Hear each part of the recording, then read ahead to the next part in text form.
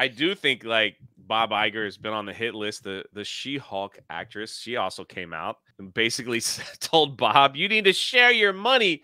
You know, there were people that were working on the show that got underpaid. I was like, if you knew all those problems were going on and you were unhappy with it, why didn't you speak up sooner? Why did you have to wait till you were walking with AOC in New York to make a statement like that? But here we are. How long do you think this is going to last? Because the other report that just came in like 2 days ago was like Disney's looking into AI to cut production costs from television and movies.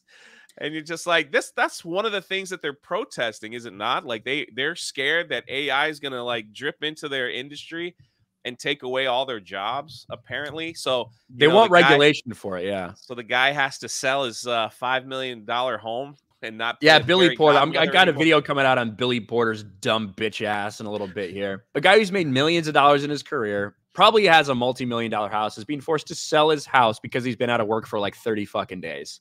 I don't think you're going to garner very much public sympathy. This is the biggest difference between this strike and the strike we saw in 2007, 2008. I remember that strike because I was one of the people clamoring for the shows that I watched each and every week on TV to come back. I wanted them to come back. I missed my entertainment. And in that time, there was a lot of public pressure on the studios to end things to get the writers back to work. That's not here anymore. There is no public pressure to do that.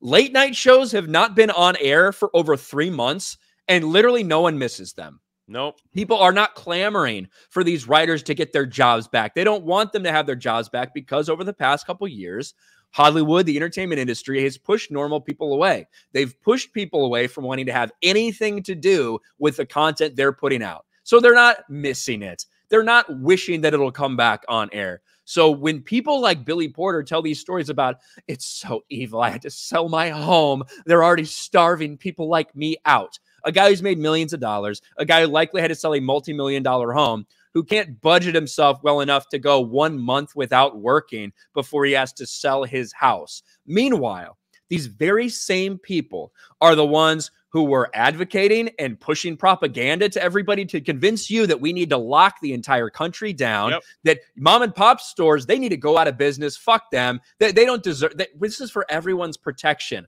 While Hollywood continued to make content, while Hollywood continued to work and get paid, they did not care if the normal everyday person was suffering, was out of a job, lost their home, lost everything. Now they want you to feel bad because they've been out of work for a month and have to sell their multi-million-dollar house. Fuck you. No one sympathizes right now 100. with these actors or these writers. Not to say people are on the studio's side, but there's just a lot of apathy towards all of this in general. 100%. Nobody cares, man. I hope they stand out there for quite some time, crying from their multi-million-dollar homes, you know? Yeah, you're right. Like that, the lockdowns when these celebrities were like, you're going to save the world. Like, we're all doing it. I've got a full court basketball, you know, Olympic-sized swimming pool, jacuzzi, farm animals. I got to stay home. You know, you got to do it too, okay? We're all in this together. Yeah. Give me a freaking break, man.